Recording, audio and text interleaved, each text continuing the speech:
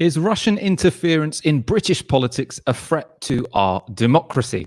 Or are claims that the Russians swung elections just an attempt by disgruntled Remainers to question a result they didn't like, empowering Britain's security services in the process? In light of the Intelligence and Security Committee's Russia report released yesterday, that's going to be our main topic tonight. And we have two absolutely stellar guests on to debate that question and the significance of that report. Matt Kennard is an investigative journalist and co-founder of Declassified. How are you doing, Matt? I'm good. Thanks for having me. And thank you for coming on. Peter Jukes is executive editor of Byline Times. A very warm welcome to the show. Hi, Michael and Matt. Nice to be here. That, of course, is not the only topic we'll be covering tonight. Later in the show, I'll be speaking to Justin Schlosberg, Professor of Journalism at Birkbeck, about new developments in the Labour anti-Semitism row. Massive story there, all rather complicated. I'll also speak to Niamh Eastwood, Director of Reform, about Rosie Duffield's plan to ban laughing gas. And later on to A&E nurse Mark Boothroyd about being left out of the government's public sector pay rise. Big story there as well. And we're going to finish the story with a tribute to the brilliant Michael Brooks. So Michael Brooks, an incredibly talented journalist. We know there's massive crossover between our audience and his. He tragically passed away this Monday. So we're going to end on that important tragic story. Before we get on to our first topic, share the show link, tweet on the hashtag #TiskiSour. On Tuesday, the Intelligence and Security Committee released their much-awaited report into Russian interference in British politics, including during the Brexit referendum. The report has been much delayed. The inquiry was completed in March last year, after which it went through a process of redaction, but was delivered to Boris Johnson last October. He delayed its release, citing the general election, and then has managed to stall right up until now. Indeed, it wouldn't have come out at all if their favoured candidate, Chris Grayling, hadn't won the chairmanship of the Intelligence and Security Committee. We're going to go through its contents in detail in a moment. First, this is Stuart Hosey, MP. He sits on the Intelligence and Security Committee, delivering the key findings. There has, however, been speculation that this report was going to reveal either that Russia had interfered in or sought to influence the referendum. In the committee's view, it's worse than that. The report reveals that no one in government knew if Russia interfered in or sought to influence the referendum because they did not want to know. The UK government have actively avoided looking for evidence that Russia interfered. We were told that they hadn't seen any evidence, but that is meaningless if they hadn't looked for it. The committee found it astonishing that no one in government had sought beforehand to protect the referendum from such attempts or investigated afterwards what attempts to influence it there may have been. Let's get up just the key quote from that report, which formed the basis of what Stuart Hosey was saying there, and also most of the coverage around this story. So the written evidence provided to us appeared to suggest that HMG, Her Majesty's government, had not seen or sought evidence of successful interference in UK democratic processes or any activity that has had a material impact on an election, for example, influencing results. I'm going to go to you first for this, Peter. Now, this idea that Russia influenced the Brexit election, you've put quite a lot of energy into that. That's something that you cover quite a lot. Now, in this report, we had MPs devote quite a lot of time, access to the security services. It doesn't seem like they have a smoking gun. So it doesn't seem that they've put forward any actual evidence of Russian interference. They've just said the problem here is that you weren't looking for it. Are you slightly disappointed with what's come out here? Actually, the reverse. I mean, I must say, just to explain, I accepted the referendum result. I thought it was disastrous, and I think it was wrong, and I was surprised by it. But it was only around the Trump campaign that I began to investigate his Russian connections, and much more, actually, Mercer, Cambridge Analytica, Russia. That was the progress. And so for me, it's not a Remain thing. It's about electoral integrity. And our key whistleblowers, or Carol Cadwallader's people I work with, like Shamir Sani, Chris Wiley, there's some I can't name around LeaveEU, and Aaron Banks and Andy Wigmore, were all leavers. And they were upset by this interference. So I think, yes, there's no smoking guns. What there is a battlefield. There's a field with cartridges, exploding mortar cases. There's everything all there. And it is a new battlefield. I think that's the thing. It's not necessarily about Russia. It's about what is happening in a globalized, kleptocratic world. This is all about dark money. Where Mercer and Putin meet is offshore in the Cayman Islands. These are the people who want to influence. And the next time around, they may be Malaysian, they may be Chinese, they definitely are Americans.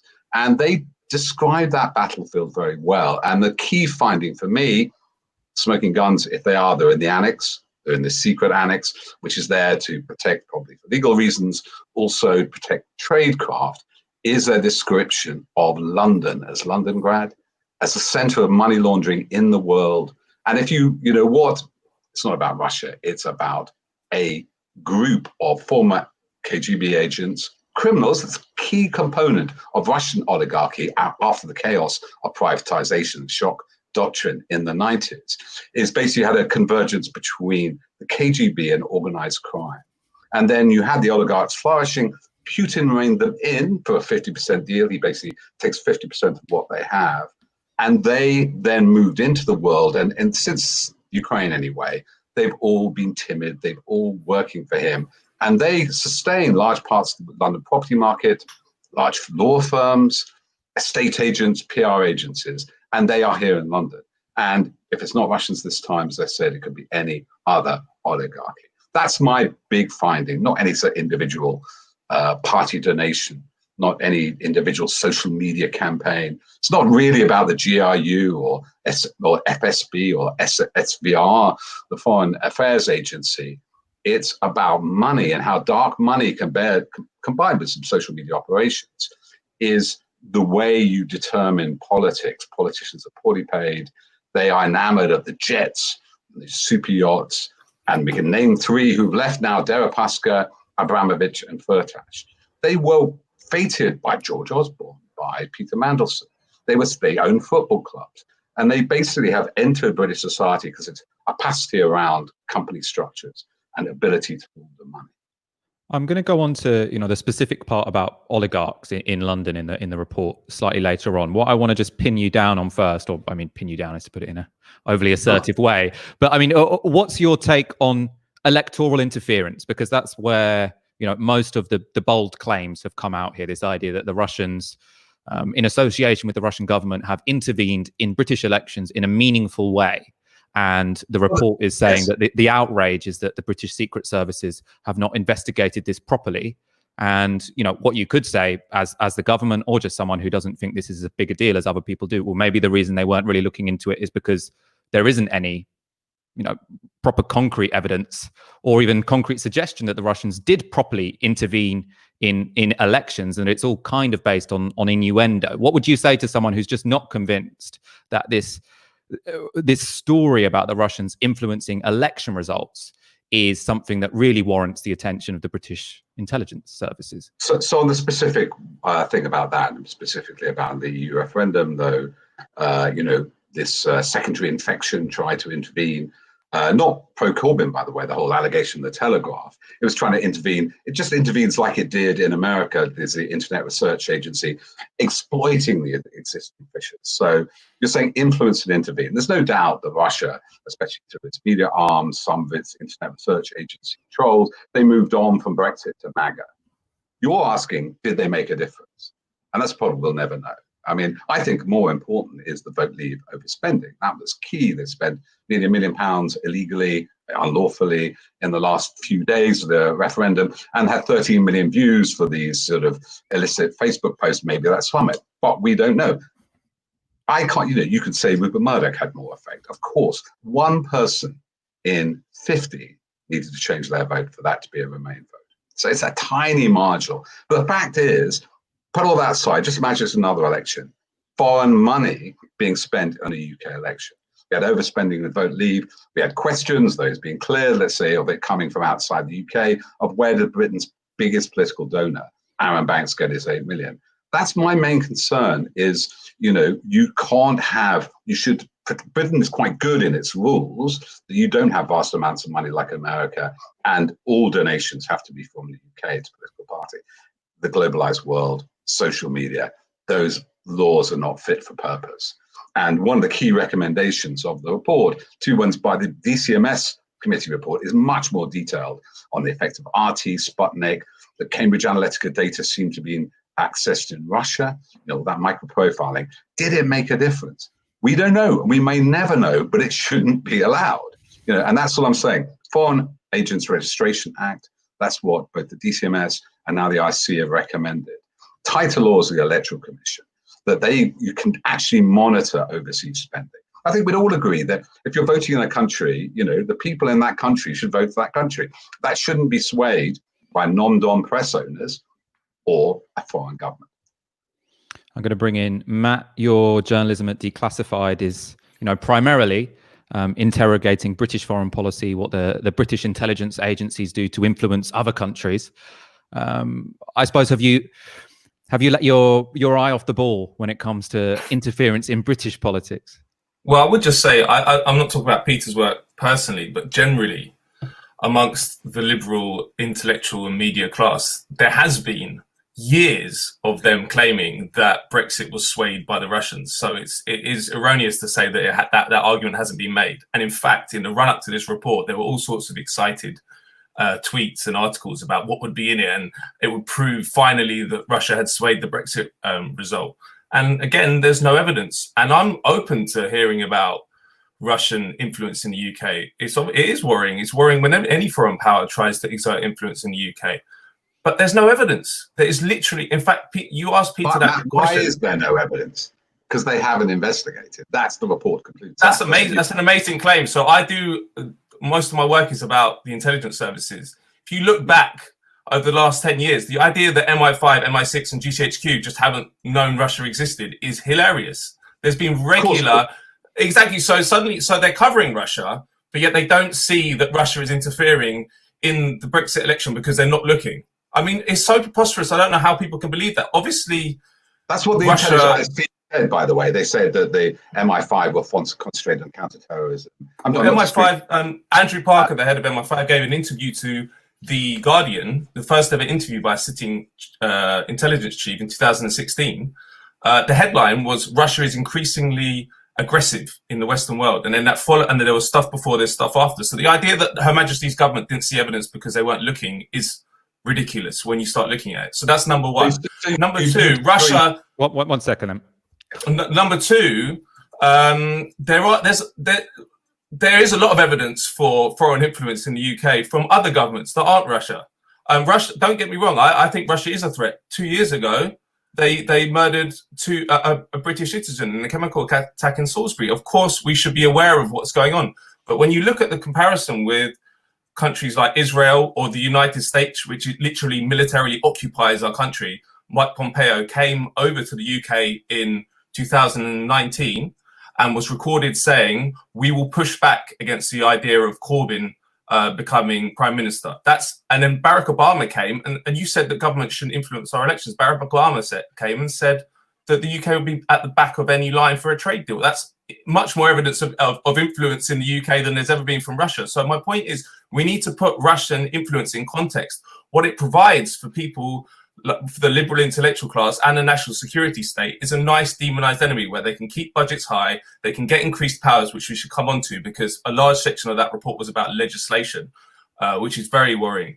But what is being used is very useful for certain people, and it's not a coincidence that the Al Jazeera documentary called The Lobby, which exposed an Israeli diplomat called Shai Masot saying that he would take down a British cabinet minister and MPs for voicing mild criticisms of Israel, and also revealed that the Labour Friends of Israel group is a front for the Israeli embassy. You can go and check it out. They say that we get our lines from the Israeli embassy.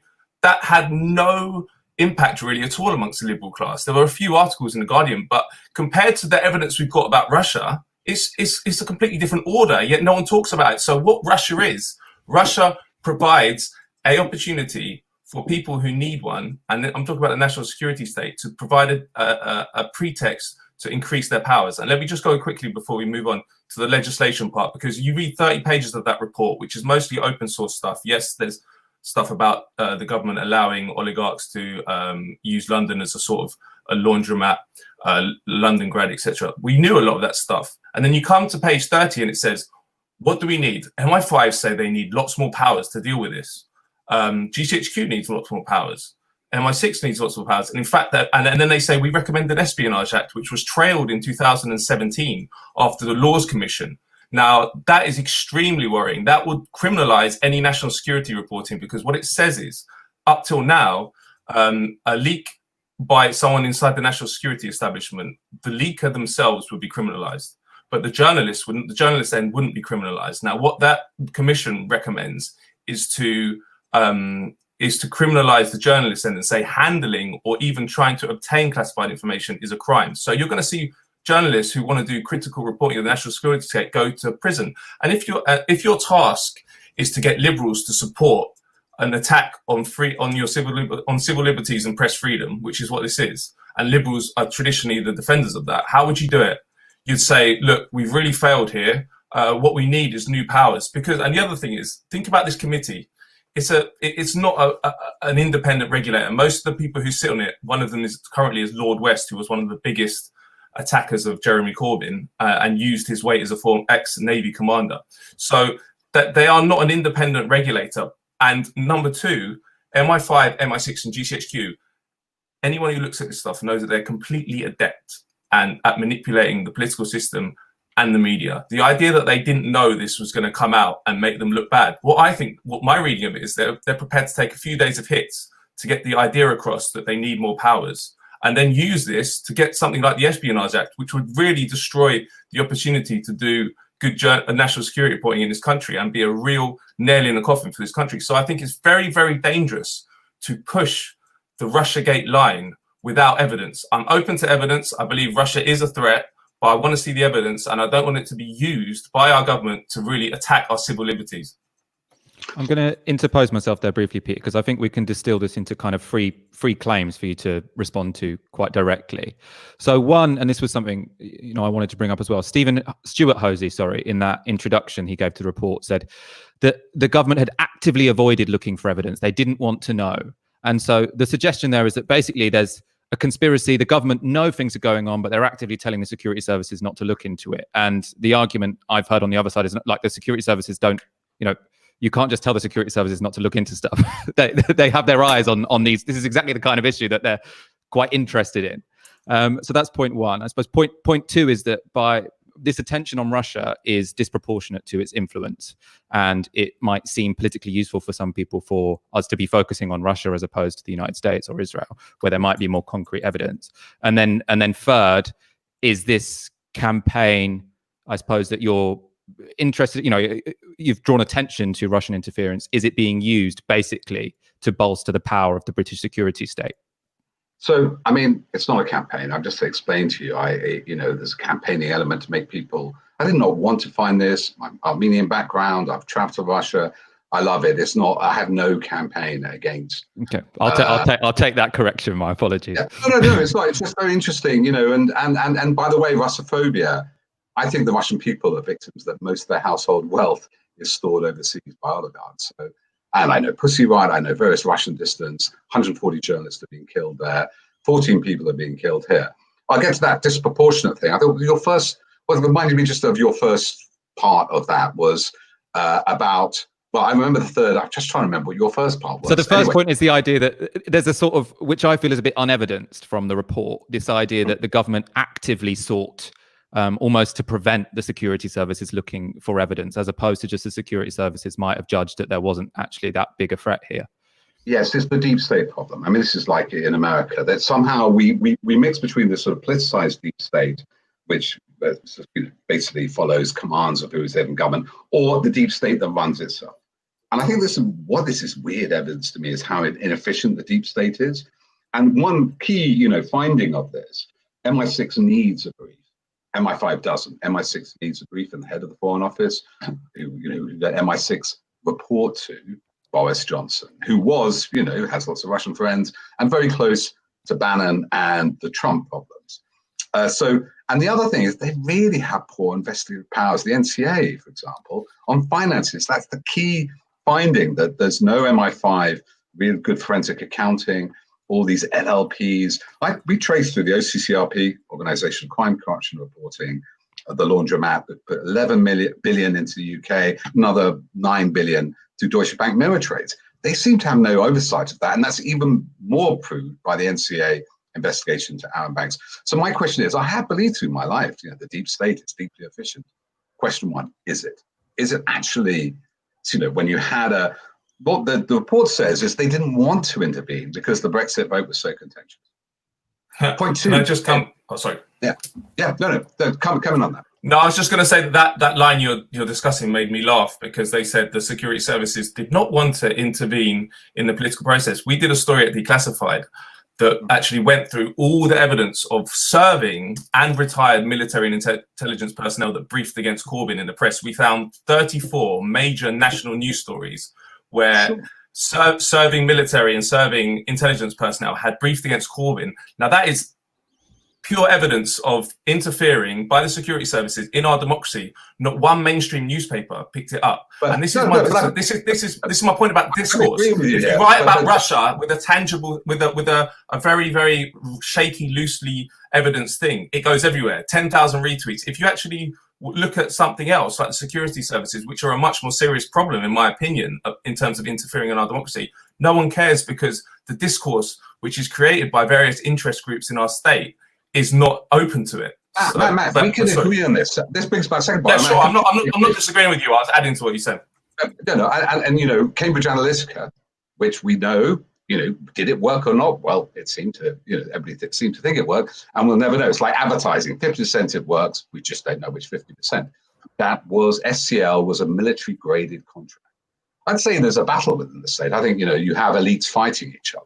And so I think we did a report that Aaron Banks said in Cambridge, well, I met the NCA and they were Brexiteers and I knew it was fine.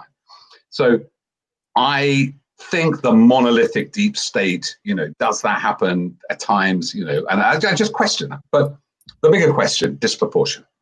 Name to me any other country which has killed with nuclear weapons and then chemical weapons British people on the street. 2 British citizens. Novichok and Litvinenko was a British citizen. Name to me any other foreign country, which is a near neighbor, which has laundered 20 billion to key oligarchs in British society, mainly Tory party donors. Name to me the only other particular, look, Saudi in Yemen, Israel on the West Bank, but it's all amped up, by the way, since Ukraine, which has invaded what was by international agreement a sovereign country, an ex-part of it, shot down an airline, 14,000 dead, which caused a massive wave of refugees in 2015 by intervening in Syria.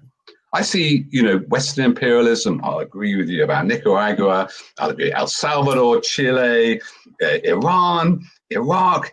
But I do think by the common standard of imperial adventure, of people intervening in other people's countries, that Russia may be less powerful. It's certainly more aggressive in recent days. And, whatever you say about the West, the British system, we are not systematically killing journalists. There is, though you may think it's not functional, a rule of law, which there isn't in Russia. I can tell you, I have Russian friends. The rule of law is gone.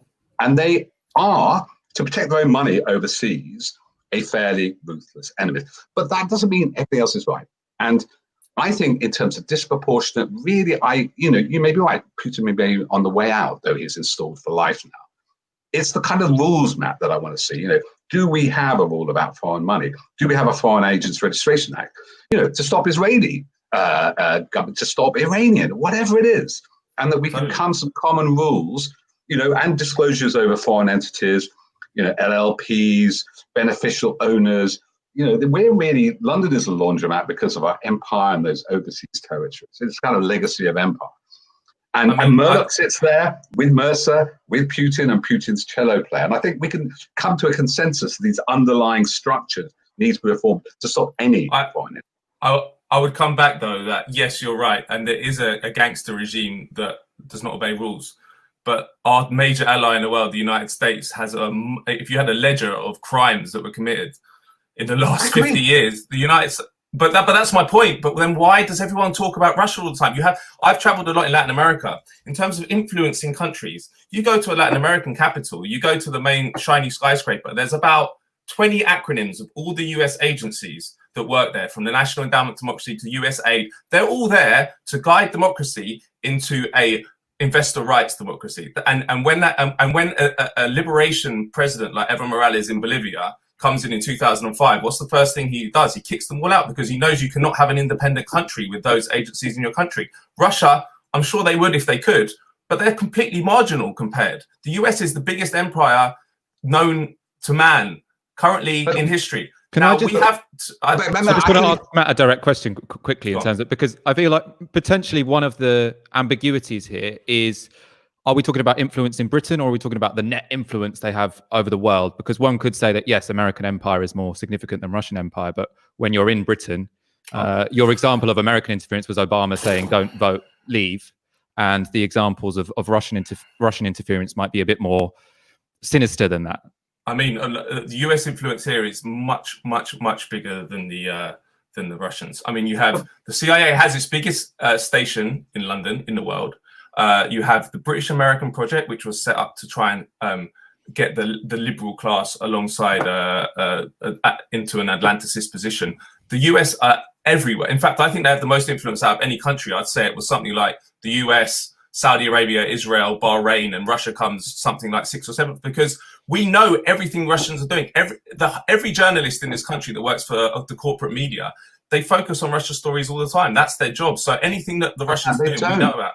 They do. No, but Matt, that's completely wrong. No, it's been taken 4 years to get, it's generally dismissed by the right-wing press. Guido Fawkes worked with the Russian embassy. A lot of people on RT and Sputnik don't want to talk about it. A lot of people, it really was never easy to get this story out. Now, can we not agree that imperial intervention by America is bad? But I can agree that. And so by the same standard, Russian is bad. I would just point to another thing. There were questions about NGOs, whether American influence promoting democracy. It's the whole Soros, which moves into an anti-Semitic conspiracy. Let's just park that. Every right-wing party in Europe, from Marine Le Pen to Salvini to Wilders to AfD, has been funded by Russian money. Putin divides the rules. You follow the ideology. Read Tim Snyder. Is an Islamophobe, is a racist, is a homophobe. They put a law that it's okay to beat your wife up. They have repress LGBT rights, and they fund the less sometimes right-wing parties across Europe. Cynically, I see that as the immediate danger, because I see what Le Pen would do in France. I see what's happened with right-wing. Tommy Robinson goes to America, and Mercer, and that's where they congregate with the supremacist right in America. That's why the NRA was stuffed with Marina Bettina. They actually, if you look at Putin, Bannon and Dugin agree. We need white supremacy. We need a religious Christianist empire. And that's the secret convergence, which has moved on since the kind of Cold War antipathies of the 80s and 90s. I'd say. But it hasn't moved on.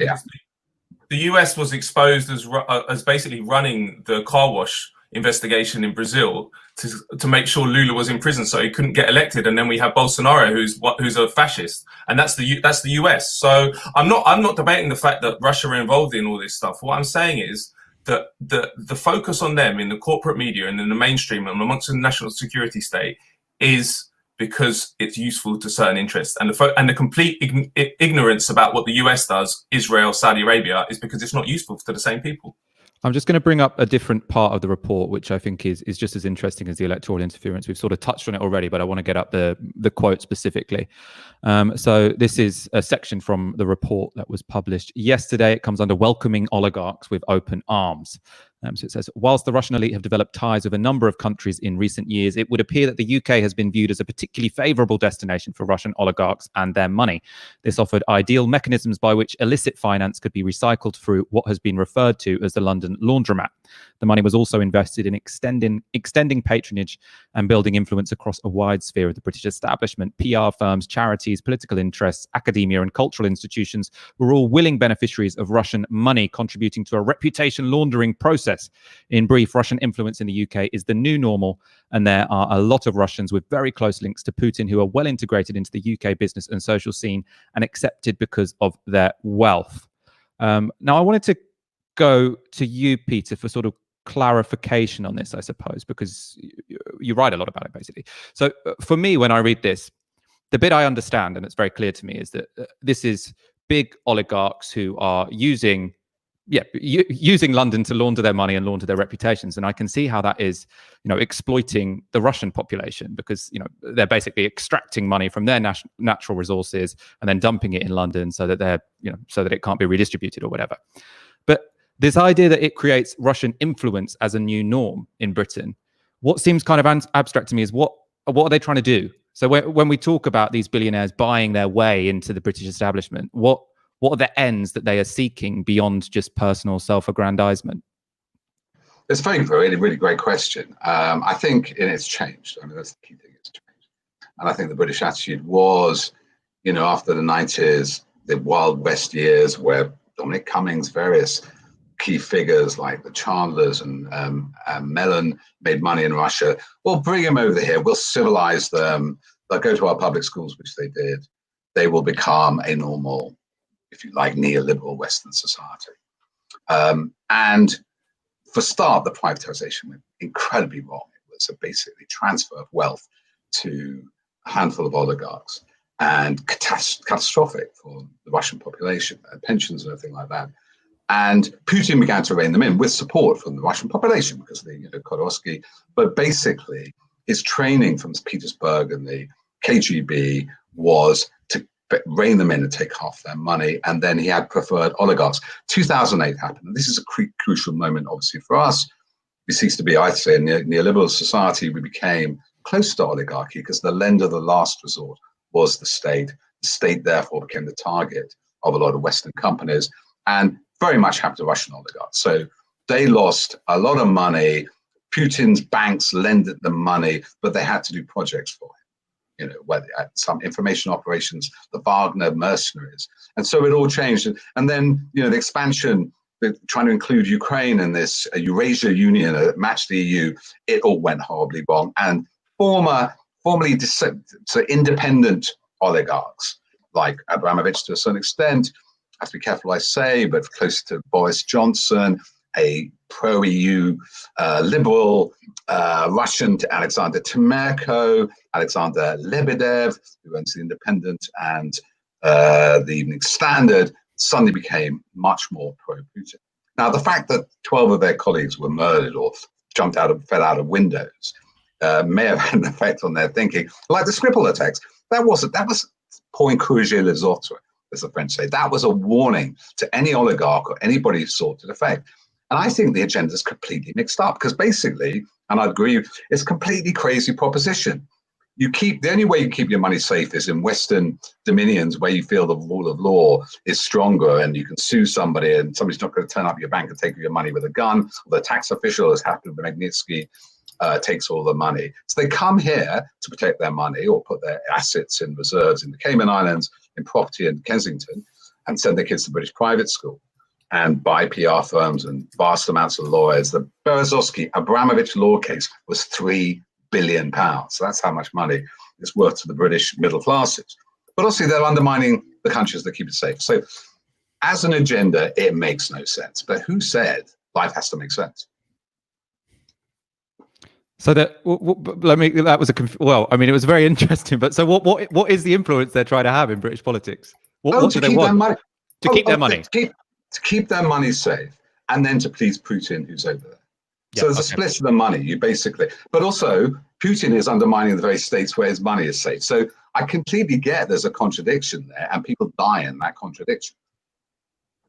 Matt, I want to come back to you for your final point, actually, because then we need to move on, even though this debate has been incredibly enlightening to me, actually. So, Matt, I want to go back to you. You're obviously concerned that this row is going to, further empower Britain's security services. But at the same time, it does seem, that in certain areas of life, especially when it comes to money, London's laundromat, that it is the weakness of the British state that is being exploited. So how do you square that circle?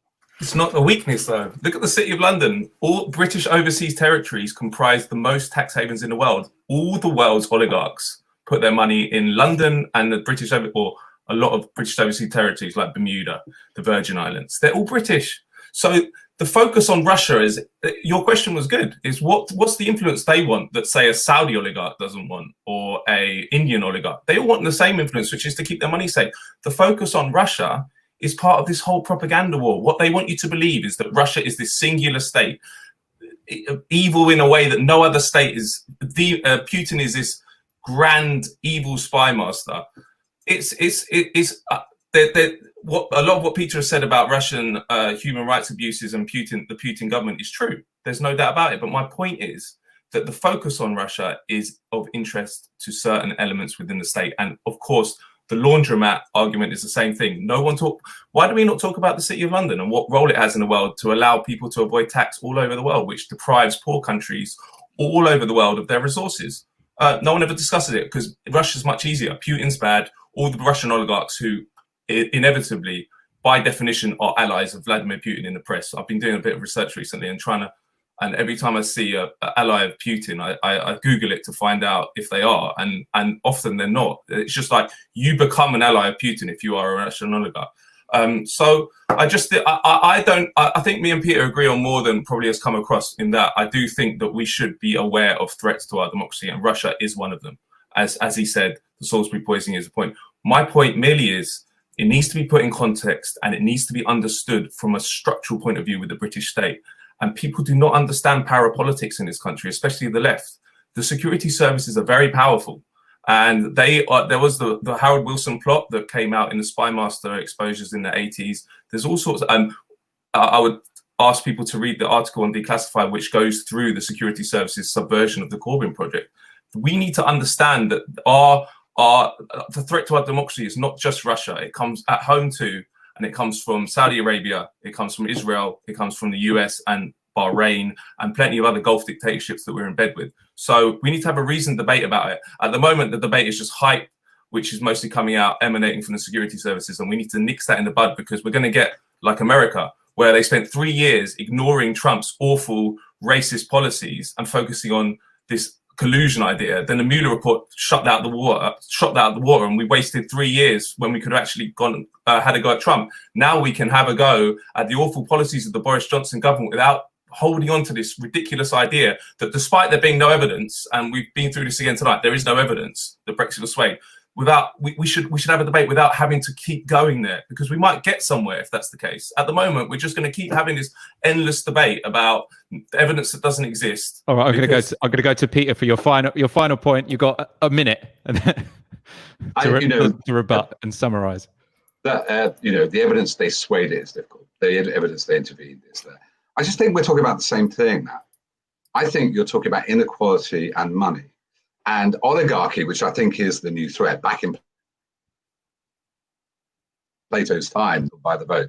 And it can come in any national hue, certainly comes to the US, and particularly the growing inequalities, economic inequalities, biggest since the 1920s, people are going to try to fix elections with money. One of the ways digital operations, one of the ways is through oligarchs, one of the ways basically blackmailing politicians. And I think, this is in the globalized world, it doesn't matter if they're Russian, if they're American, if they're Bahraini, Emirati, so they all exist in money land. They all sit offshore trying to avoid arbitrary scrutiny, taxation, and inspection. We're on the same side against this. We're going to end there. That was an excellent debate. I hope our audience have learned a lot. An absolute pleasure to have you on, Matt and Peter. Hopefully speak to you both soon. Thank you. I hope you enjoyed that quite fiery debate about the Russia report. I feel like, there was a fair amount of agreement there, basically. The Russian influence does seem to be significant, but it's not the only thing that matters. I think one of the argument about the Russians sort of influencing and funding the European populist right, I think, is probably the most persuasive argument about their impact on elections, but I sometimes think it is overblown. If you're enjoying the show, make sure you hit that subscribe button. Please like this video; it helps us in the algorithm. And share the show link. Our next story, another really complicated one. This one, actually, I'm going to apologize in advance because this has loads of detail, and the reason it has detail is because we're going to report this properly, not just with innuendo, like how the mainstream media does. You can maybe guess what topic it's going to be.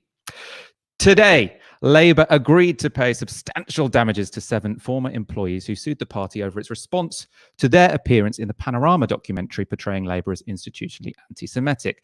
The background here gets complicated, as I've just said. Stay with me. So the original programme, which aired almost a year ago today, included interviews with former members of Labour Party staff. It was titled, "Is Labour Anti-Semitic?" And the ex-staff members gave accounts that suggested it most certainly was. We did shows on it. I mean, probably most of you will have watched that episode. Now, in response to that documentary, the Labour Party put out this particular statement, or at least a Labour spokesman said this to the media. "It appears these disaffected former officials include those who have always opposed Jeremy Corbyn's leadership, work to actively undermine it, and have both personal and political axes to grind. This throws into doubt their credibility as sources." So that was the Labour Party spokesman saying you shouldn't really take these people at their word. They're politically motivated. This statement from the Labour spokesman prompted the ex-staff members who had appeared in the documentary to sue the party for defamation. Now, a long legal case ensued. Party lawyers, according to NEC sources, said that the Labour Party had quite a good chance of winning this, of saying, no, it wasn't defamation, because ultimately what the Labour Party said was true. But with the party now under new management, so Keir Starmer in charge, obviously we've got a new General Secretary, or the Labour Party has a new General Secretary, David Evans. They today instructed lawyers to settle with the ex-staffers, so to give compensation and to apologise. This is the statement that was given in court by Labour Party lawyers. So before the broadcast of the programme, the Labour Party issued a press release that contained defamatory and false allegations about these whistleblowers. "We acknowledge the many years of dedicated and committed service that the whistleblowers have given to the Labour Party as members and as staff. We appreciate their valuable contribution at all levels of the party. We unreservedly withdraw all allegations of bad faith, malice, and lying. We would like to apologise unreservedly for the distress, embarrassment, and hurt caused by their publication. We have agreed to pay them damages." So that's a complete self-flagellation there, really, on the part of the Labour Party. They're saying we were completely wrong, they were completely right. Not only were they completely right, they're brilliant people, they're always so hardworking. This statement from the Labour Party has angered many people on the left. Why? So on the one hand, the lawyers, according to NEC sources, said that the Labour Party would potentially win this case, and now they've settled a figure which is being reported is up to £500,000. That's members' money, so that's quite significant there. More than that, though, I think it's this apology. It's saying you were right, the Labour Party was wrong, and that's because many Labour members have seen what they think is evidence that actually maybe some of these people were, grinding a political axe. I'm not sure if you can mix up the phrase in that way, or had an axe to grind. And let's get up some of that evidence. So we have also covered this on this show a lot. It was in the Labour leaks that many of the people, or the so-called whistleblowers, were portrayed as being very much politically motivated, and as often sitting on anti-Semitism claims as well. So let's go to a section of an article by my colleague Charlotte England, which covered this in detail. And much of this concerns Sam Matthews. We'll talk about him on this show. I'm sure he'll come up. He was head of complaints. He played kind of the starring role in the documentary. So on them being politically motivated, the report says Matthew ran a project to suspend Corbyn supporters during the 2016 leadership election. It also says he ran a project during the 2017 general election to secretly divert funds from key marginal constituencies to instead protect MPs who were his factional allies. He suggested that he should be paid extra for his work on this, mentioning that he left £100,000 in the project budget, although it is not clear what this means. Now, that's a quote from Charlotte's article on Novara from the Labour leaks. But if you've read the Labour leaks, as we've discussed on this show, this isn't just speculation. This isn't one person's word against another. There are receipts for all of this, right? So you can see the WhatsApp threads where all of these things are being discussed. So it's being discussed, the idea of suspending Corbyn supporters, etc., etc. So this is someone who it appears was politically motivated. There are also suggestions that Sam Matthews, who in the documentary argued that people in the party had pressured him to let off members accused of anti-Semitism. Apparently, as head of complaints, it's alleged that as head of complaints, he sat on anti-Semitism complaints. So in one case, Matthews handled, this is again from the article, a Labour member repeated In one case, Matthews handled. A Labour member repeated a conspiracy theory about the Rothschild and said Jewish people are prone to cry anti-Semitism and hark back to the Holocaust to curry sympathy if you challenge their views on Israel. Matthews did not think the statement warranted a suspension. He wrote to a colleague, "I don't think there is enough to suspend, although we should send a stern warning about his use of language." Now, you could say in his defense, maybe just that the Labour Party, the staff hadn't been trained properly in what constitutes anti-Semitism. Maybe there he was sort of reacting because he'd been pressured above to be lenient towards people who had expressed anti-Semitic sentiment online. If those are the questions you're asking, I think this tweet thread from James Schneider, so he's a former senior aide to Corbyn, is incredibly powerful testimony when it comes to, I suppose, the political wranglings that were going on within the Labour Party at this point in time and why we shouldn't necessarily take everyone at their word. Let's take a look at this. So we're going to look at the whole thread here, which means I actually just have to open it. Bear with me 1 second. Okay, I can read it as it comes up on the screen. So the below is my experience of self-styled whistleblower Sam Matthews' commitment to and competence in dealing with cases of anti-Semitism in the Labour Party. Some journalists writing in Labour anti-Semitism stories were aware of this, but didn't include it in their reporting. On the morning of the 7th of March, 2018, the Telegraph's political editor, Gordon Rayner, called me and alerted me to David Collier's report on the Palestine Live Facebook group. Rayner was seeking confirmation of the veracity of the contents of the report and comment from Labour. I looked at Collier's report, ascertained that the Palestine Live Facebook group was real, and then printed off both sections of the report, running to about 300 pages. It contained clear and shocking examples of anti-Semitism from people purporting to be Labour members. I then called Sam Matthews to ask what action he and his team was taking on the report so the party could respond to media questions.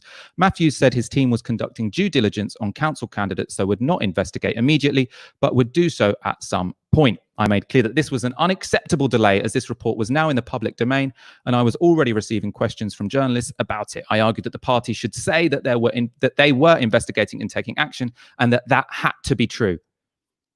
I argued that an investigation should be opened and action begun to be taken by the time of Labour's regular question and answer session with the media after Prime Minister's questions that day. During PMQs, I had a text exchange with Matthews, who informed me that there had been suspensions and who they were. Following PMQs, I issued the following statement as a Labour Party spokesperson. Jeremy condemns anti-Semitism in all its forms in the strongest possible terms. He does not want the support of anti-Semites who have no place whatsoever in the Labour movement. This Facebook group is being investigated, and if Labour members are found to have posted anti-Semitic material, disciplinary action will be taken. I further told one journalist on an off-the-record, non-attributable basis that the investigation had already resulted in suspensions without revealing who action had been taken against. I was surprised that Matthews had suspended a Jewish peace activist who barely appeared in the report. In fact, Collier wrote that this activist has had minimal interaction with the Palestine Live group and posted rarely. I was likewise alarmed that a clear case of Holocaust denial from somebody who claimed to be a Labour member hadn't yet been acted on. I was personally concerned that such clear-cut and vicious anti-Semitism was not being dealt with. And then you can see there's a screenshot of what this person, who Sam Matthews didn't feel like a swift suspension was necessary for, what they've said, which is appalling, really. Holocaust, not even one body of thousands autopsied by the US medical examiners across all so he's basically saying, yeah, where are the bodies? Hideous stuff. I was professionally concerned that the party could receive questions asking why the Jewish activists had been suspended and whether the Holocaust denial had been. Any journalist or researcher could go through Collier's report as I had and find the evidence. Given the Jewish activist would likely make their suspension public and challenge the party over it, which is exactly what then happened. The two cases could be put to the party the next day. The party's inability to answer that question could further undermine trust in the complaints process, making rebuilding relations with the Jewish community and tackling anti-Semitism in the party more difficult. So we sent a text message to Matthews at 5:12 to ask why the Jewish activist had been suspended, but no action was taken against the Holocaust denier. And he says, Matthews replied, there is enough on the Jewish activist to justify his disciplinary activity, and then officers are working through the other document in a methodical way. James is troubled that the speed of the action is incredibly slow, and he is right to be, because it turns out that this doesn't get dealt with for months. So he says, I came across the case of this Holocaust denier again in the course of my work dealing with media story the following year. I was appalled to discover that he had taken no action in 2018 and the case hadn't even been logged. No action on this case despite his text. So this is showing that there were people, Corbyn aides, people at the very top of the party, who were telling this head of complaints at the time, who then appears in the documentary saying, oh, I was pressured to be lenient on people. James Schneider was telling Sam Matthews, why have you not suspended this Holocaust denier? And Sam Matthews said, oh, we're going to get onto it. We're going to get onto it. A year later, he still hasn't got onto it. And so you can see why a Labour Party spokesperson last year would have said, these are people with a political gripe.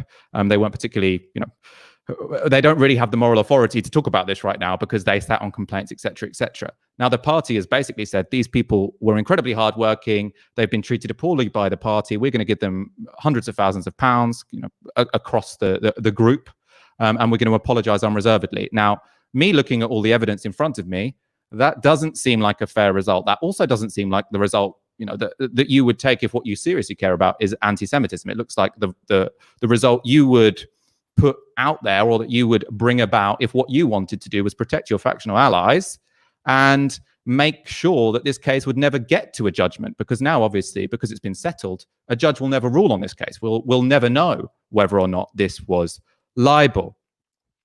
I'm going to bring in now a guest we're incredibly lucky to have on to discuss this, and who I apologize for having kept you waiting a while. Justin Schlosberg, senior lecturer in journalism and media. How are you doing? Good, thank you. Thanks for having me. You're also author of Bad News for Labour, Anti-Semitism, the Party and Public Belief. So someone who has spent a lot of time investigating this particular topic. So this development today, so in court, the Labour Party saying, we're going to settle, we're going to apologise to you, even though the lawyers have sort of suggested, according to the NEC source, that they had a good case. And if you're looking at the evidence that we've just put out there now, it seems like the Labour Party statement, or the statement from the spokesperson, was not wildly inaccurate. Are you surprised at this particular outcome? Am I surprised? I mean, I'm never shocked, but I'm always surprised at just how deeply corrupt the Labour Party seems to be becoming, and also how this eye-watering scandal, as you've very clearly and methodically laid out, is just receiving once again barely no attention from the so-called liberal fourth estate media. The fact that what you just read out is not a lead headline in The Guardian and the BBC, and to be frank, every mainstream platform that has spent the best part of the last 4 years doing nothing but reporting on factional stories about the Labour Party that turned out to be the inverse of what was really going on, is astonishing. And it's a reflection of just how deeply malaised our media system and our democracy has become. And I mean, I think that the way this has been reported, I think that's a really important point. I want to get up a tweet today from Laura Kuenssberg, who is probably the most senior political journalist in the country. So in response to Labour apologising, she says, quite something for Corbyn to accuse Starmer, former boss of the CPS after all, of making a political, not a legal decision. Now, we'll get onto the details of what Corbyn said precisely, in a little bit. But the idea that she's saying, well, how could this possibly be political? He used to be a lawyer.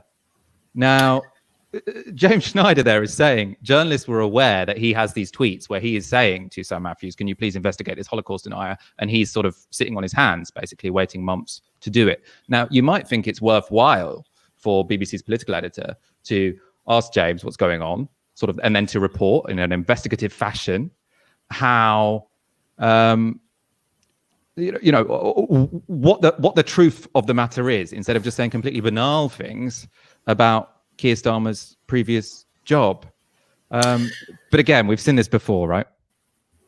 Yeah, I mean, unfortunately, the BBC is deeply implicated in this story. They ran a programme a year ago called Is Labour Anti-Semitic, which is, as you described, at the heart of this scandal. It was clear almost immediately to many people, not just Labour members, not just Jewish Labour members on the left like myself, hundreds of Jewish Labour members who were on record at the time defending Corbyn's efforts to tackle anti-Semitism in the party.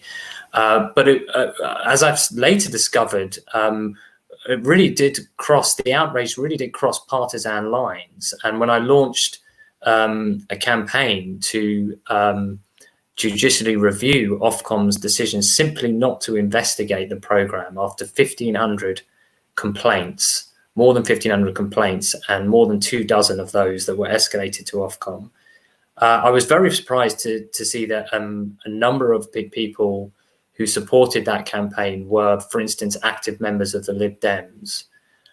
This is really an outrage of epic proportions, and the BBC produced and aired a documentary that should never have got past its editorial compliance regime. It has one of the strictest, most wide-ranging editorial compliance regimes of any news broadcaster in the world. And it's quite astonishing the lapses of basic journalistic standards that took place. For instance, the fact that the program makers had access to hard evidence, leaked email evidence, that didn't just cast doubt on the testimony provided by whistleblowers, like so-called whistleblowers like Sam Matthews, but they directly contradicted that testimony in the way that you just described. They showed that, in fact, members of the leader's office were repeatedly appealing to the very people who appeared on that program to take more action, to take swifter action, to take more robust action in dealing with anti-Semitism complaints, and were met with not much more than a brush off. And this evidence was ignored.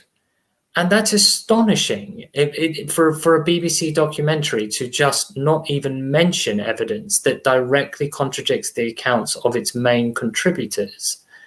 And furthermore, and perhaps even more egregiously, the BBC has claimed throughout the process of the complaints winding their way through its own framework and then to Ofcom and eventually in a submission to the High Court, that it offered the Labour Party a full, quote, a full right of reply. Now, if you look at, as I've seen, a copy of that of Labour's pre-broadcast reply, and there are examples of this included in the article that I published today on Novara, it's very clear that not only were key sections of that reply omitted, but it even included, for example, a statement on the record that was presented in emboldened text and even followed by the caveat that if you don't include this in your program, we will consider it a deliberate attempt to mislead viewers. And the program didn't include it. So that fatally undermines the BBC's defence in one blow to many of the complaints that were laid before it, and raises very serious questions about what Ofcom were doing when they took something like 3 months simply to decide not to investigate the programme. And yeah, I mean, because you've gone to court for a different issue. So there was this issue about the defamation or the supposed defamation of the Labour Party spokesman saying this about the people who appeared in the documentary, and you went to court basically to challenge Ofcom's decision not to investigate this Labour anti-Semitism documentary, and yours got to a judgment. So you can look at this defamation case and you say it never got to a judgment. There never has been a ruling. And so one might think maybe if it goes to court properly. So for example, Jeremy Corbyn has now said, or he's basically reaffirmed that what the spokesperson said was basically correct. So they could, if they wanted to, sue him for defamation. Then ultimately we would get a court ruling from it. But you've just been to court, a judge has ruled on it, and you've lost fundamentally. So do you think that the courts as an avenue to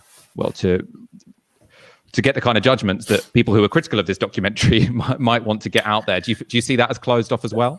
Well, as you say, it's a different issue, and both myself and the supporters of my campaign were never under any illusion that bringing a judicial review of Ofcom over broadcasting standards, particularly over such a politically charged issue, was always going to be a very high bar to cross. we persevered with it, or I persevered with it, with the backing of over 1,000 donors, because there was simply no other formal avenue of redress. And it seemed so egregious and outrageous that Ofcom did not even investigate the programme, given the kind of evidence that I've described, much of which was available to the BBC and Ofcom at the time. But the judgment itself was not in any way a vindication of the programme. The judgment was simply what's called a refusal of permission on the grounds that the application didn't meet that very high threshold that the court felt needed to be met in order for it to intervene in the decisions of what is known as an expert regulator. So it really wasn't at all a vindication of the programme. It wasn't completely unexpected, but it was nevertheless an important test of the court's muscle, if you like, and I think really shows quite clearly that the whole system of accountability governing BBC standards is just not fit for purpose, and that Ofcom as a regulator has probably not even the teeth of Ipso when it comes to these kinds of programs. Justin, thank you so much for your interventions, your insights this evening. Our audience can check out Justin's article exclusive today in Novara Media, sort of talking about both of those court cases and why it seems like some injustices have been done. Pleasure having you on the show. Thanks a lot. We're going to just cover a couple of things more on this story, because we do know you get as angry as we do about it. There was one more tweet I wanted to show the sort of paucity of interrogation that sometimes our journalists perform. It's a sort of slightly odd sentence there, but anyway, this is Aisha Hazarika, who is a columnist at the Evening Standard and now has a show on Times Radio. So she tweeted today, "Not only does today's ruling show Corbyn and his team for who they really are, it also exposes beyond doubt his outriders who screamed smears and abused anyone who dared criticise the dear leader. They all did such damage to Labour, a reminder that cults are a really bad thing." Now, apart from being a bit rude, let's get that up. See if you can spot what is just inaccurate here. It's that the first 5 words. Not only does today's ruling. There was no ruling today. The judge has not ruled on this case. No judge has said this was defamation or it wasn't defamation. What has happened is that the Labour Party has a new leader and a new general secretary, and they have conceded the case. They said, we don't want this to go any further because we think that actually the Labour Party was entirely in the wrong. And, one might think the reason they're saying the Labour Party was entirely in the wrong is because the people who were in charge of the Labour Party last year were their factional enemies, and the people who were taking the Labour Party to court were their factional friends. So, obviously, you can make your own mind up about that one. But the idea that you can say this is a ruling, if you're a professional journalist, a professional Labour commentator, this ruling, there was no ruling. It's just wrong. Let's get up Corbyn's response as well. Obviously, this is going to be significant. So this was his Facebook post in response to it. The key bits, really, the party's decision to apologise today and make substantial payments to former staff who sued the party in relation to last year's Panorama programme is a political decision, not a legal one. Our legal advice was that the party had a strong defence, and the evidence in the leaked Labour report that is now the subject of an NEC inquiry led by Martin Ford QC strengthened concerns about the role played by some of those who took part in the programme. The decision to settle these claims in this way is disappointing and risks giving credibility to misleading and inaccurate allegations about action taken to tackle anti-Semitism in the Labour Party in recent years. So you can see from that he is basically saying that the original statement was correct. There were misleading and inaccurate allegations made. And yeah, the Labour leaks, I think he's referring to there, sort of suggest that some of these people weren't operating in good faith. This claim now has led the lawyer of the director of the show and the ex-staff members to suggest that they might now sue Jeremy Corbyn for defamation, which would be interesting because then finally we'd get a judgment on it. I kind of hope they do, because looking at the evidence in front of me, I don't think what the Labour Party originally said was defamatory. Let's go on to our next story. It's going to be a long show tonight, but we are biting into a lot of meaty topics. If you are enjoying tonight's show, please do go to novaramedia.com/support. And also, I think we had some super chats that Fox was going to bring up, but Don't worry about it. We always do love those. Maybe we'll go to them after the next section. On Tuesday, the government announced above-inflation pay increases for almost 900,000 public sector workers. Boris Johnson pitched the deal as recognition for the unprecedented challenge of coronavirus has posed for people on the front line. And we can get up his tweet announcing this public sector pay rise. Our teachers, doctors, armed forces personnel, and public sector workers have responded to the unprecedented challenges of coronavirus. To recognize their efforts on the front line, we will be increasing their pay this year. So who is included in the deal? Teachers in England will get a 3.1% annual pay rise. Dentists and doctors will get 2.8%. Police, prison officers, and National Crime Agency staff will get 2.5%. Armed forces, 2%. Members of the judiciary and senior civil servants, 2%. But there were two groups that were notably absent from this pay rise. Groups of workers who have undoubtedly been working as hard as anyone on the coronavirus front line: nurses and care workers. Now, with care workers, that's somewhat, that's easily explainable. It's because most of them don't work in the public sector. That's not to excuse the fact they haven't got a pay rise. That's precisely why, care shouldn't be privatized, fragmented, because it means that you have, workers that don't have as much power. They can't fight for better conditions, and that ultimately means that people get a poorer service when you're older and you need care. But with nurses, there's a different issue, different argument, different explanation. To find out how nurses are feeling about this, what we should make of the government's explanation for this, I spoke to Mark Boothroyd earlier today, who is an A&E nurse and a trade union rep in a London hospital. So I put to him first the government's explanation for why nurses aren't included in this pay deal. That's because they say nurses negotiated a separate pay deal back in 2018, which guaranteed them a 6.5% pay rise over the course of 5 years. So I started by asking him whether or not that explanation was fair enough. No, it's not fair enough. I mean, they did negotiate that, or our unions did negotiate that pay rise back in 2017. It came into force in 2018, 2019, and 2020. This is the last year. But, the situation has changed. We've gone through a massive pandemic. NHS staff have made enormous sacrifices to cope with this, including, over 200 NHS staff have lost their lives because of this. And, we are demanding, kind of restitution. And, given the context of 10 years of austerity, we are actually we are in real terms 20%, our pay is 20% lower than it was in 2010. So we need a huge pay rise now, and I'd say NHS staff are very deserving of it. And I mean, the government's announcement about this was saying it's to recognise the efforts of people working on the front line. So they're talking about doctors, teachers, etc. I mean, they've left you out of this particular announcement. Do you feel that is indicative of a broader disregard for the contribution that nurses have made during this crisis? Well, yeah, completely. The government is very happy to go out there and clap for us and praise us. And, Boris Johnson spoke very highly of the nurses who looked after him. But when it actually comes to rewarding us materially, the same old kind of prejudices apply. It's NHS staff, they do it for the love of it. And, they've had this pay deal already, so they shouldn't be satisfied and they can wait till April next year. And it's like, no, frankly, that's not, everyone in the NHS made massive sacrifices, and particularly, nurses and doctors, but all the groups of frontline staff, and they need to be rewarded. And, we have a crisis in the NHS which hasn't gone away. It's been kind of covered up by the scale of this crisis being even bigger, but we have 100,000 vacancies across the NHS, 10,000 medical staff, 40,000 nursing staff, and those will not be filled while we still are, forced to live on, very low pay for most staff. And you're a union organizer as well as an A&E nurse. So, I mean, are nurses seeming particularly militant at the moment? Obviously, you've gone through a terribly tough time over the last 5 years. Are people in a fighting mood to sort of say, no, you need to include us in this pay rise? Or I suppose people are completely exhausted. So I don't know. How is organising as a union rep in this period of time?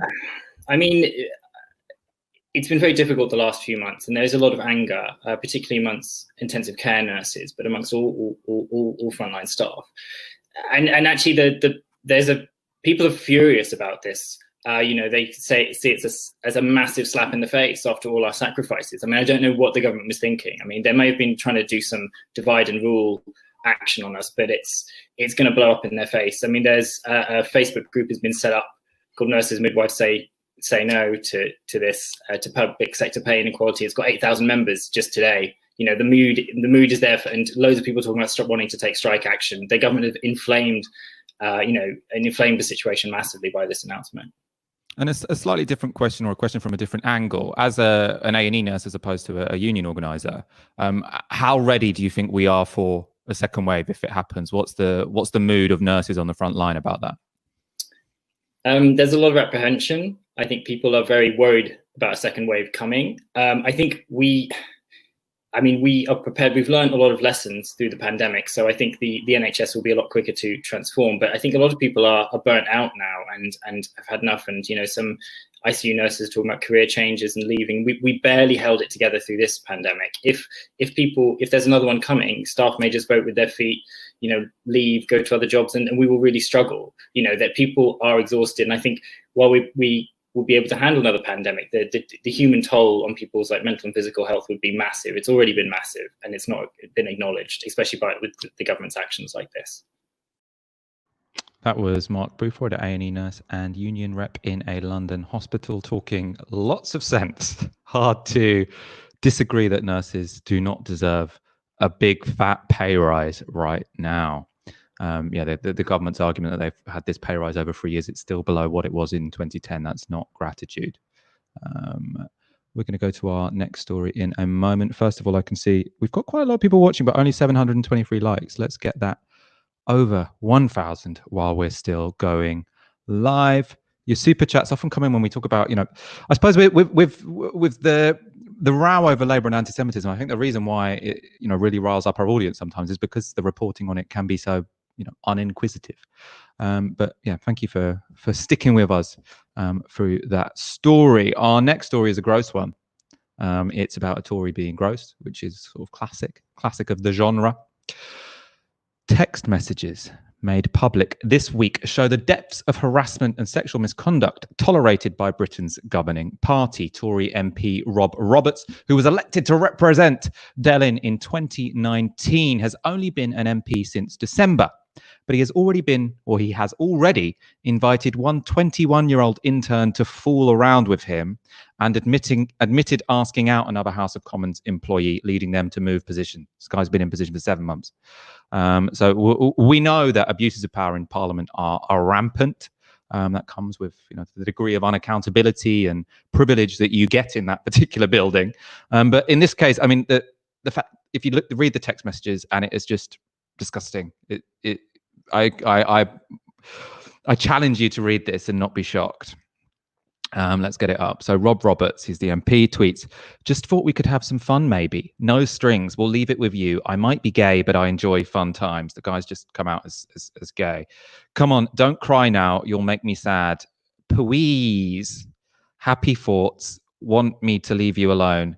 And now the intern says, "Sorry, not you. I'm just in an awful state at the moment. Really, really bad mental health day." Now, what does he respond to that?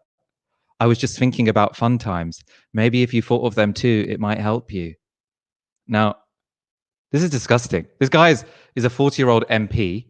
And not only is he creeping on his 21-year-old intern, which in any circumstance is an abuse of power. You know, if you're in a position whereby you can further someone's career prospects, they're much younger than you, you shouldn't go there. But when this person is literally saying to you, "I'm having a bad mental health day," and you're saying, please, can we fool around? It's just, what the fuck is going on there?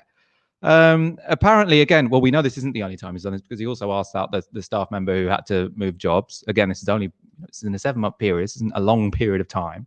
But other people have complained about him. So not just these two people. So Charlotte Nichols, who's a brilliant Labour MP, she tweeted, "I reported Rob Roberts via the third-party reporting line over a month ago. I called on the Conservatives to remove the whip and refer him over a month ago. Why are we only now talking about it?"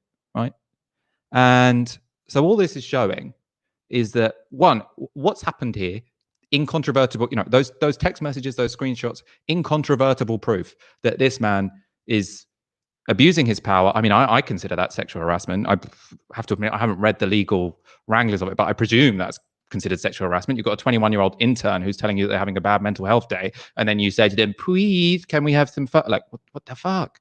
But the Tories have known about this and they haven't suspended the guy, right? So they say, oh, we're doing an investigation. We're doing an investigation because we need to find out the facts of the matter. The facts of the matter are really obvious. They're there in that screenshot. A 21-year-old intern was having mental health problems. He said, please, can we have some fun? And now maybe you're being really sympathetic to the Conservative Party and you're saying, but there's due process. Presumably there is a proper process you have to go through before you suspend an MP or remove the whip. Now, let's just take you back to last week when within minutes of him challenging Chris Grayling to become the chair of the Intelligence and Security Committee, Julian Lewis was chucked out of the Conservative Party. So we're looking at an institution which has no qualms about taking sudden action, sudden and extreme action on very spurious grounds. In this case, it was just, standing for election, completely legitimate thing, not against party rules. They can act quickly when they want to, but when they've got incontrovertible proof of one of their MPs being a sex pest, they ignore it, or they investigate it, but they don't suspend the guy. It's nonsense. It's gross. It's disgusting. It's black and white. And again, this doesn't seem like the first time the Conservatives have behaved in such a way. Again, you're probably not going to be surprised. This is Paul Sweeney, who tweeted. So he was an ex-Labour MP, Glasgow. He's come on the show. Great guy. He tweets, the Conservative Party took no formal action after I reported a sexual assault upon me by one of their MPs. This meant I had to continue working in close proximity to them on a daily basis for months. A parliamentary investigation concluded 7 months ago, yet still no outcome. Appalling, completely gross. And yeah, there are lots of quotes in the BBC article of the intern sort of describing how this made her feel. So, the effect, and it's not surprising, obviously, I think the effect it would have on any 21-year-old intern to have this 40-year-old MP in a position of power. He's in a position to advance your career. He's being completely creepy towards you. And you feel that, you're worried about, this is what she's saying in the BBC article. She's worried about speaking out about it because she thinks that people might blame her. People might think she's, a problematic staff member. And what a horrible, disgusting situation to put a young professional in. It's appalling. This guy is still a Conservative MP. It's an absolute disgrace. I don't see why we don't have all of the country's political editors saying, like, how can this possibly happen? Now, if we had Rebecca Long-Bailey who had to resign. The whole, everyone's clapping. Oh, well done, Keir Starmer, because he gets her to resign because she quote tweets, or she tweets something about Maxine Peake. And yes, I don't want to rehash this whole debate again. Yes, it was stupid to share that particular article. Yes, one of the lines in the article was problematic, but the idea that yes, Keir Starmer, well done, and then now the Conservatives can get away with having the whole country can see this man as a sex pest, and he's still a Conservative MP. Disgusting. Oh, really disgusting. Right, we're going to go on to our next story. The next one's slightly lighter. It's about laughing gas, NOS, or hippie crack, which is what journalists call it. But I've never come across anyone in the real world not writing a headline who has called it hippie crack. Don't know where that comes from. Anyway, share the show, like the video. Labour MP for Canterbury, Rosie Duffield, has called for ministers to tighten the regulations on the sale of nitrous oxide, otherwise known as laughing gas or NOS, or according to Britain's tabloid headline writers, hippie crack. Duffield told MPs that consumption of laughing gas has increased during lockdown. This is evidenced apparently by the increasing piles of gas canisters. You probably have seen them around, which are appearing on the nation's curbs and in the nation's parks. An alternative explanation for why we're seeing more of these is not that people are taking more laughing gas, but that people used to take them at house parties or in clubs, and now house parties and attendance of clubs is banned. So maybe we're seeing the same amount of people take laughing gas, but just in different place. But anyway, Duffield's proposal has been widely opposed by the left, mainly because it's saying let's get tougher on drug laws, when most of the left are saying actually we need to rethink how we approach drugs, have a harm reduction approach, as opposed to making more and more things illegal. Of course, it is already illegal to sell nitrous oxide as a psychoactive drug, but it's also sold legally as equipment for foaming up cream or whipping cream, I suppose. So it's quite easy to buy on the internet, a bit like when methadone used to be sold as plant food. We're going to go through, some of the ding dong that happened on Twitter. Barney's, Rosie Duffield attacking some Novara Media editors, which we will talk about. Not myself. I was lucky enough to not get caught in the crossfire. But first of all, let's listen to a proper expert on the issue, on whether NOS should be made harder to legally obtain. Niamh Eastwood is director of Release, an NGO campaigning for drugs reform. I spoke to her earlier today, and I started by asking her about the purported health risks of nitrous oxide. The evidence shows us that actually this is one of the safest psychoactive substances that are out there. Whilst 5 deaths a year is tragic, we're talking about rates of use of 500,000 young people a year. So when we compare it to other things like peanuts or other sort of benign substances, there can be risks, but responding with kind of more law enforcement, tighter regulations could actually lead to greater harms for young people. So I suppose there's two arguments here. One is that there's not enough reason to make it illegal, and the other is that if you make it illegal, bad consequences will follow. And I suppose it's that second one I want to talk about for a moment. I saw you told the BBC, if we make this illegal, we could see young people move on to much more harmful substances. That's sort of the opposite of what Rosie Duffield said. She says it's a gateway drug. I'm not sure I buy either of them. I feel in a way that there's not enough reason to make it illegal, but also if they do, I don't see that there are going to be particularly large consequences. Why should people care about this? Well, first of all, I think it's important to say that Rosie Duffield hasn't called for the criminalisation of use. But if the kind of political kind of rhetoric and the media scare around this continues to grow, I wouldn't be surprised if we start to see politicians engaging with those kind of recommendations. And what we know with criminalisation is that it doesn't deter use.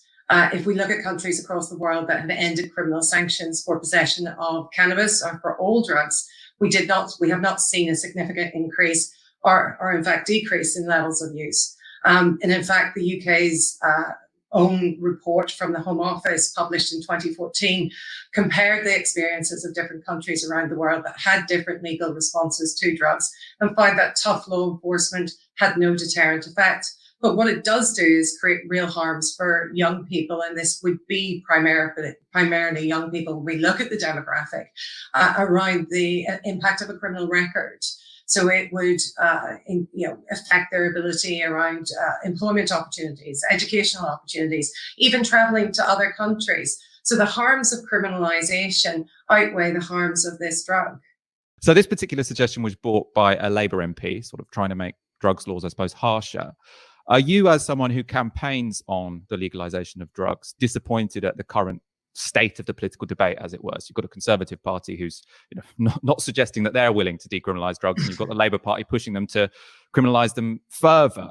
Do you despair at the political debate we're seeing at the moment? So I'm disappointed around this specific issue at the moment. This has come about as a result of constituents complaining about littering, and therefore the response should be an anti-littering campaign. What I think more generally about drug policy, yes, it's disappointing to see a Labour MP engage with kind of a tougher regulations rhetoric. But there are green shoots. You've got some great Labour MPs like Jeff Smith and Thagan Debonair who've set up the Labour Drug Policy Reform Group.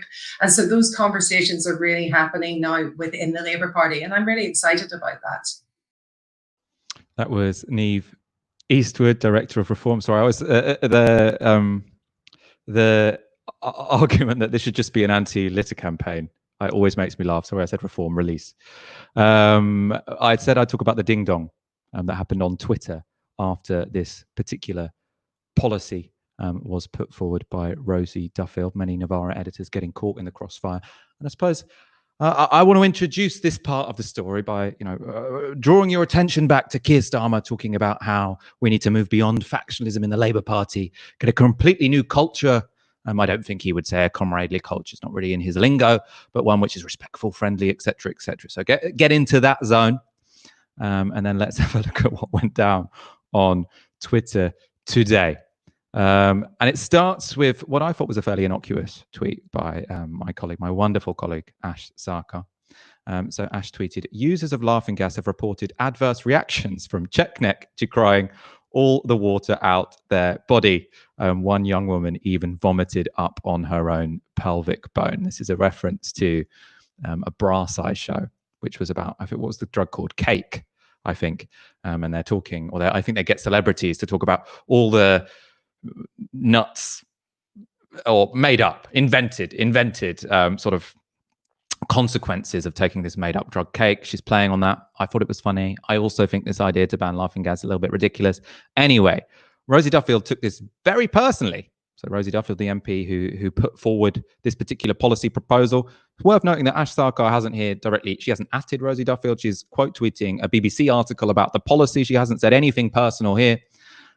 Rosie Duffield comes in. Apparently, the preventable early death of young people is merely comedy point scoring to some on the far left. How vile and unpleasant, thanks to all my constituents who raised their concerns with me about the social, environmental, and health problems caused by ease of access. Now, that point, again, let's all the preventable early deaths. It's worth remembering that one. It's sort of saying there's really serious, there's really, really big health problems here. You're laughing at the fact that people are dying from this.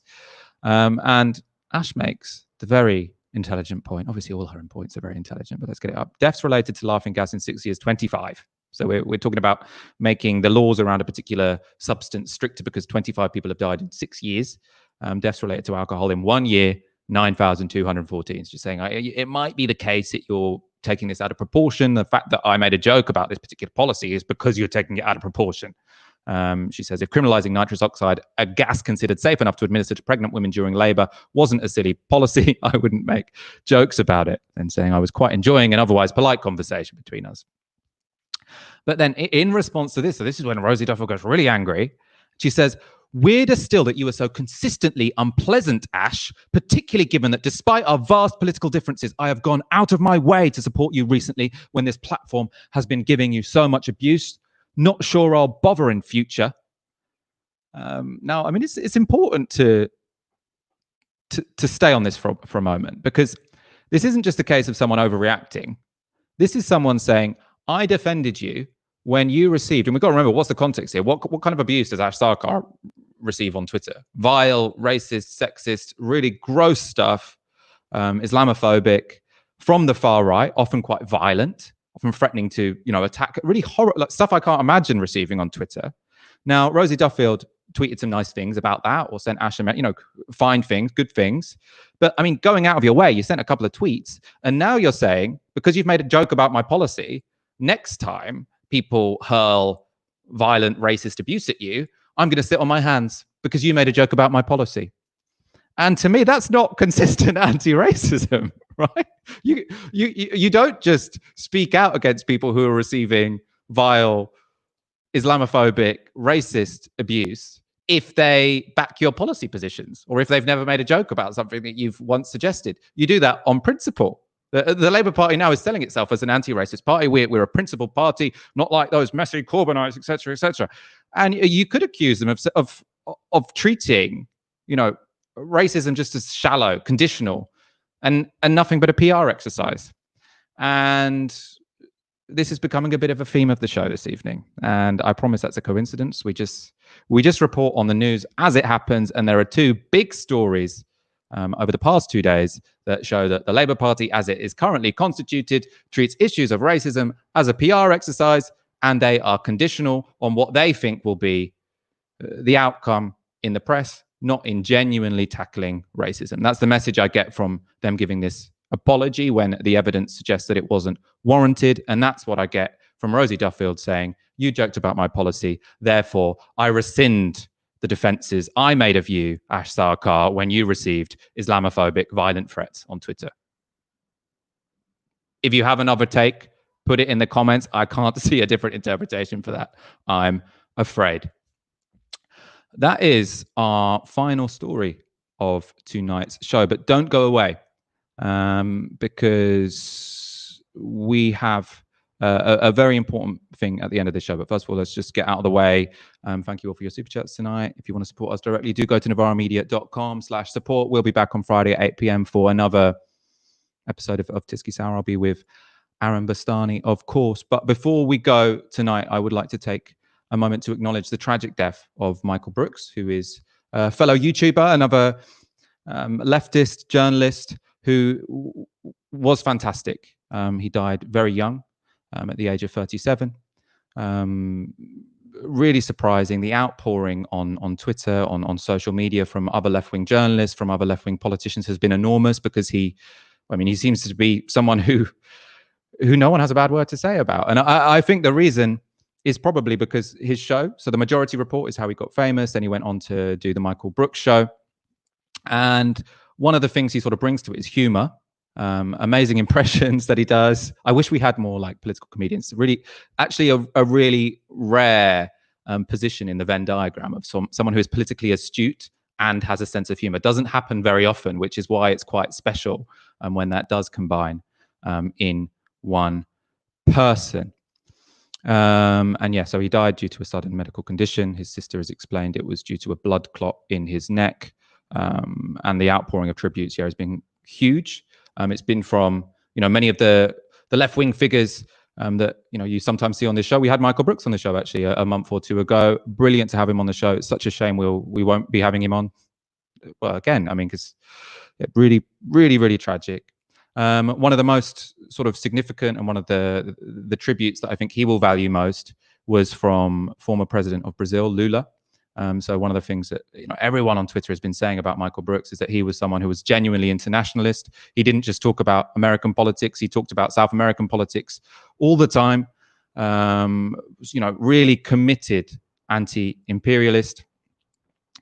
And yeah, he will be absolutely sorely missed. I know that many people who watch this show also watch the Michael Brooks show. When he came on, we noticed that so many people were so excited that Michael Brooks was finally coming on Novara Media.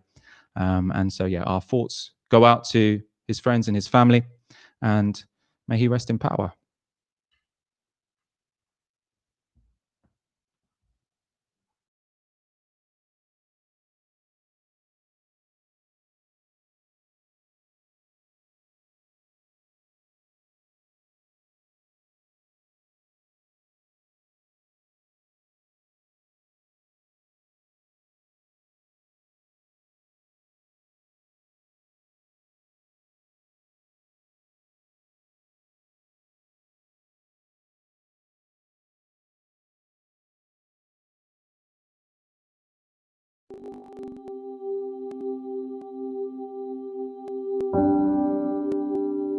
What does it actually mean to be truly global to the extent we can, local, national, and international simultaneously, east, west, north, south, but from a place of actual growth and empathy? And this is where, again, this questions of consciousness come in. The questions of cultivating empathy, cultivating compassion, cultivating awareness, the complete antithesis of social media modes. Long-term thinking, compassion, seeing complexity, comfort with oneself, solitude, the opposite of instant gratification, the attempt to constantly humanize and not dehumanize your fellow humans. These are all completely countervailing forces to the market technologic that subsumes all of us today.